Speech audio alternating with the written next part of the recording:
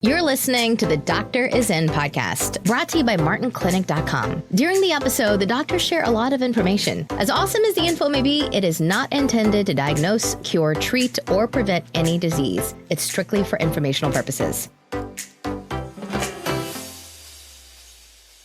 Well, good morning, everyone. It's going to be a good program. We're going to talk about some of the headlines that came out. You would not believe some of the headlines in health that came out last week. I mean, I almost fell over a couple of times. I'm not kidding you. And again, unless you really are looking, you won't even hear these things. But very, very appropriate headlines. I mean, some of them are just astounding and got very little ink. So, you know me, Dr. Martin's going to bring them to you. So headlines. There's so many, I'm not going to get to all of them, but I tell you, these headlines are incredible. And listen to this one. And maybe you knew a little bit about this or maybe you didn't, but let me just say it, okay? This year's flu shot, according to the Scientific American, missed the mark again. So what happened? They picked the wrong virus again. See what happens? The World Health Organization and other organizations, they get together in the summer and they go, okay, what do you think is going to be the flu this year? What virus? And they guess. I mean, they're not stupid people, but they guess. And 99% of the time, they guess wrong. And guess what? Because they guessed wrong last year. And this year, they're saying this year's flu shot they missed the mark. So I'm not telling you not to get the flu shot. Don't say Dr. Martin said don't get the flu shot. I'm just telling you what the headline said, okay? I'm just telling you what it said. Scientific American, this year's flu shot missed the mark again. That was the headline. Did you hear about that? Did you see that somewhere? Did you see it on the mainstream media? Okay? I call it the biomedia warfare. Okay? I stole that from somebody. They said this is a biomedia warfare. And it's the same thing, guys, with the coronavirus, okay? Now, let me just bring you another headline that came out last week that will just sort of put this thing into perspective, okay? The coronavirus. Now, if you're not sure what I think about that, go back to, I think it was last week or the week before. I have a program on the coronavirus and how to, not just talking about putting it into perspective. What are the risks of you getting the coronavirus? And how dangerous is it? And blah, blah, blah. Now, listen, I'm not saying dismiss it. I'm just saying, there's one of my colleagues called it biomedia, okay, a biomedia warfare. Because the media is a 24-hour cycle and they never stop about the coronavirus, right? And it's in China, but more people die of the flu in Canada and North America. But the key isn't the flu shot, which you just heard the Scientific Americans say they didn't get it right. Do your own flu shot. And that's what I talked about, vitamin D and the importance of vitamin D and the flu. I mean, there's a lot of research on that. What vitamin D does, that's why you don't get the flu in the summer, generally. True or false? It's true. When it's nice out, you generally don't get the flu, right? And the reasons that the Floridians get a flu is because they don't go in the sun, because they're scared of it. So don't shoot the messenger. Okay, I'm just giving you headlines. Okay, because some people get way uptight. Okay, and here's another headline that came out last week. You didn't even hear this. Well, maybe you did, but very few heard it because I looked for it. Now listen to this. Okay, so we already talked about the flu shot. We talked about the natural flu shot with vitamin D and probiotics and oil of oregano. Those are my big three, right? And there's even there's a study out there even on pine bark Navitol and the flu shot. And the flu, I mean, how it helps to improve your immune system. Okay. Now, listen to this. Listen to this. Came out last week. Tamiflu. Now, do you know what that is? Tamiflu was a medication and that was brought out by Hoffmann La Roche drug company, okay?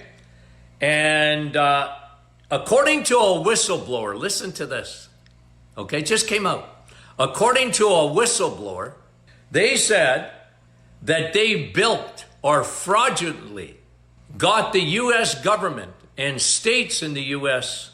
to give them $1.5 billion and 77 million in Canada, 1.5 billion in the US of A, and 77 million in Canada. The government was buying Tamiflu because of the outbreak. Remember the outbreak in 2014, right? And they said, well, Tamiflu, you got to get Tamiflu. And the Canadian government, I think, bought 50 million doses at $77 million. They didn't even use it, as far as I know, because you know what? It didn't work. The pharmaceutical company fudged the studies that said it was effective. It wasn't true. And a whistleblower came out last week and said it was all a fraud. A $1.5 billion in the USA and 77 million by the Canadian government to buy Tamiflu, and it was not effective. And they knew it. Guys, doesn't that drive you crazy? Is there nobody checking these things? It's incredible. You know, it's just like, look, I know the pharmaceutical industry does some good things, but they do some bad things. Can I tell you another one? This happened. I was so upset, so angry. I wasn't doing videos in those days because you would have heard about it from me. I was so angry about it. I talked about it on my radio show years ago. But the makers of Vioxx, which was like, you might even hear the word today, Celebrex. Celebrex is a sister of Vioxx. What are they? They're non-steroidal it was an arthritic medication. It was an arthritic medication, Vioxx. It's off the market today. They want to bring it back, by the way. Listen to what it did. 50,000 people died from having a heart attack after taking Vioxx. And nobody, listen, nobody went to jail over it. Not one representative, not the CEO, not anybody in the research department where they knew it. It causes heart attacks. They brought it to the market anyways. They duped the FDA. They duped Health Canada. And Tamiflu did the same thing. They duped them with false studies. Isn't that incredible? But, you know, like, never mind the $1.5 billion. You don't think there's any money in drugs? 1.5 in the US of A. People, the government's bought it. I don't know what they did with it. I think they just stored it. It wouldn't be any good anymore. Well, it was no good anyways. But the worst thing is Vioxx actually killed people. Did you even know that? That's what this colleague of mine said. That's called biomedia warfare. I like that. Biomedia warfare. Why? Because the same drug companies buy advertising in the media. They're the biggest ones. The food industry and the pharmaceutical industry are the two biggest consumers of media time in the United States and Canada. Media. And plus, they go after the doctors, right? They spend a fortune in medical schools and in medical training and even dietitian training. They sponsor all this stuff. Guys, think about how this is why I love you guys. Because you're listening. Look, you at least you guys understand that not everything that is said in the media is true. You're thinking. I'm not even telling you not to take meds. I'm not saying that. You guys know me enough to know that. I'm not telling you. You want to get the flu shot, get the flu shot. You're not going to hear Dr. Martin tell you not to get it. I won't do it. I won't do it. That's an individual decision. You have to make that decision. I'm only giving you info. This is what I do to protect my immune system. This is what I do. And the Tamiflu, like, I'm sure they're going to try and make a comeback because of the coronavirus. Now, what you're hearing about the coronavirus is they're racing to make a vaccine for it. Folks, that is biomedia warfare. You're going to hear the word. We're racing to find a vaccine for the virus. Don't go on a ship, the cruise ship. They're quarantining everybody. Look, I get it in China, but what are they up to in China? Like guys, you're never going to get the truth out of China. They're pathological liars. So what's really happening over there? Is it control? Control the population, right?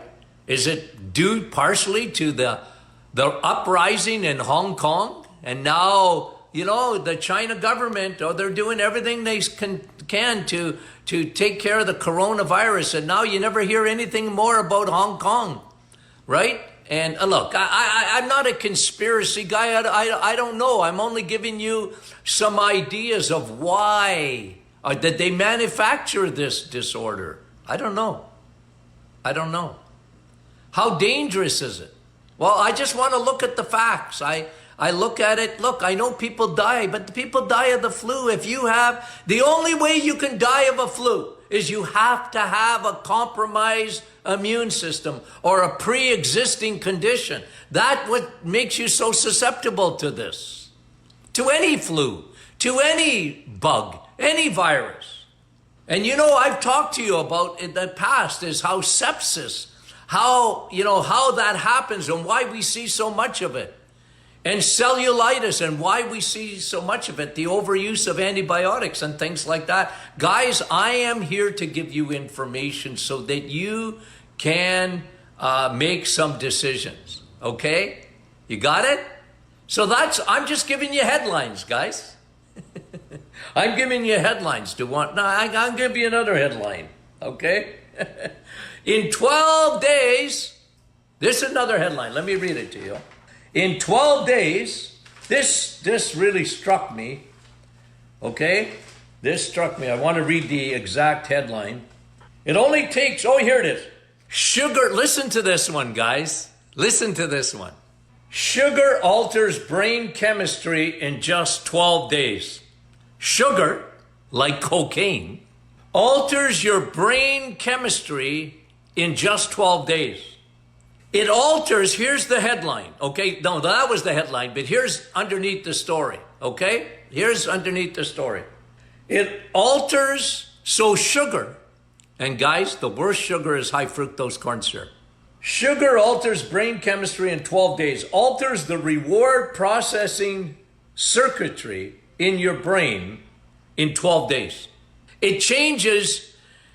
I remember seeing a study years ago, and it was this physician saying, when they did study on mice, they gave mice sugar, and they would do an MRI on the brain of the mouse, and they could see that sugar would take a path into the brain, especially in the frontal lobe of the brain. And if a mouse never had sugar before, it created a path to the dopamine centers of the brain, the feel-good centers of the brain. By the way, you got more dopamine and serotonin in your gut than in your brain. So it has the same effect in the gut. Because what sugar does, of course, is it feeds candida, it feeds yeast. It changes your microbiome. It changes your ecosystem, and that it can affect your chemistry inside the gut, then affects the brain. But this is specifically on the brain. It alters the brain activity within 12 days. Within 12 days. It's worse than cocaine. You become an addict.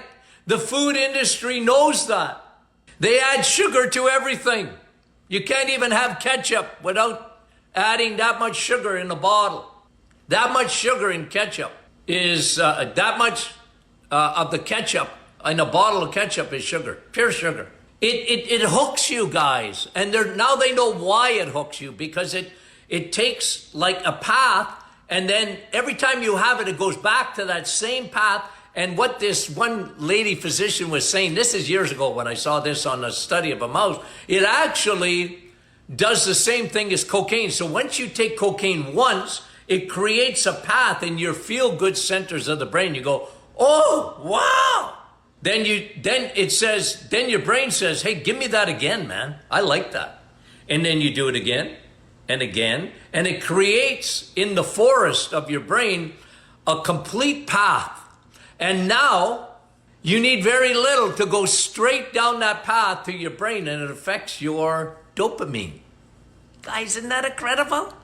And the food industry knows that. They're the tobacco people that knew it and hid it, that this stuff is addictive.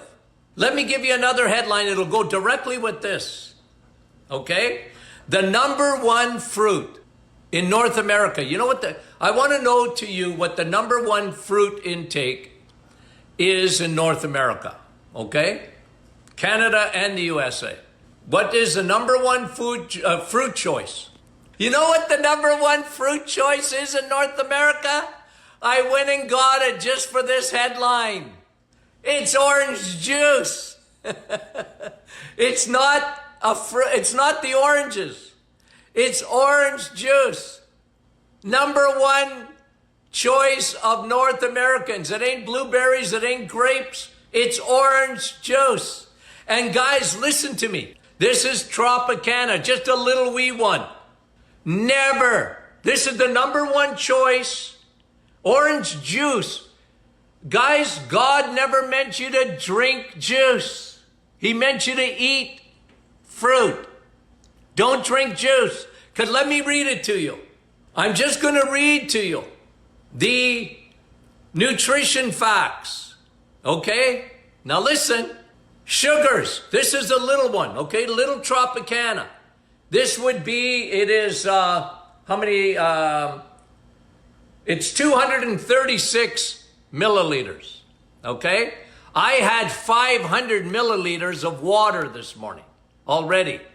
This is half a glass of, no, it'd be probably one glass, because I think 16 ounces for my American friends or 500 milliliters for my Canadian friends is a bottle of water, a small bottle of water.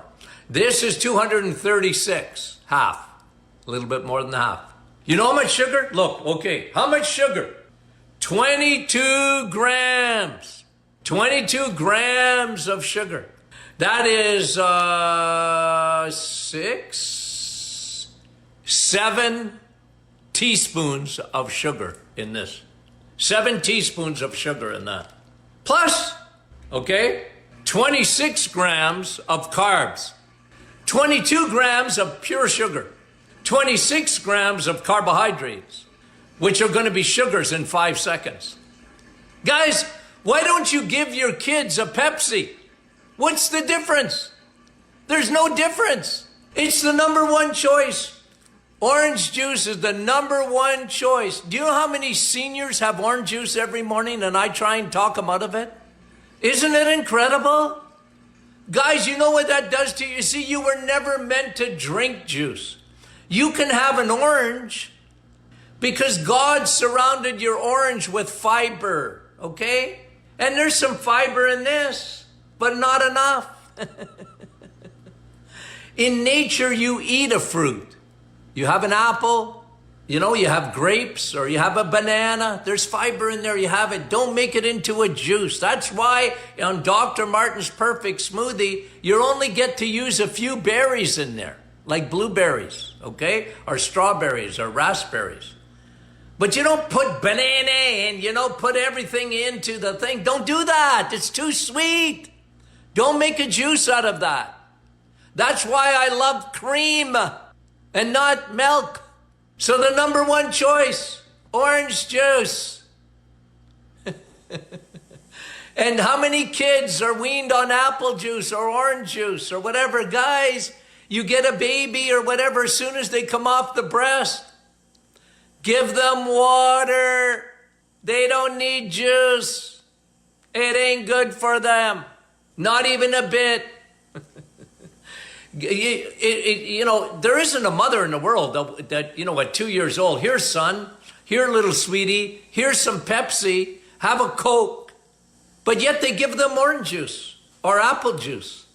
And we wonder why we have so much trouble with diabetes and insulin today in this day and age. It's crazy, guys. It's absolutely crazy what happens. So you see the headlines? You see the headlines? In 12 days, you can become an addict with sugar. Why? One of the reasons I got the reset going is because if you have cravings for sugar, you're an addict. My name is Tony, and I'm a sugar addict. My name is Tony, and I'm a carboholic. The reset fixes that. It repairs the brain. It covers up the root in your brain the path in your brain that sugar was going up in 4 weeks, guys. That's one of the reasons I created the reset, is because it can repair your brain. It takes away the path of addiction, which leads right to your levels of your dopamine in your brain, guys. Dopamine is, look, you have a good meal, you secrete dopamine, right? I mean, dopamine is your feel-good hormone. This sugar artificially plays with that. And it hooks you. And guys, I know, you wouldn't believe the criticism I get. You wouldn't believe it. Even some of my colleagues think I'm, I lost it. Because, Doc, all you talk about is sugar all the time. You talk about sugar all the time. I know. Like I tell my grandchildren, honest to God, Grandpa used to have ice cream and cookies too when I was a kid, but we didn't consume the 200 pounds of sugar a year.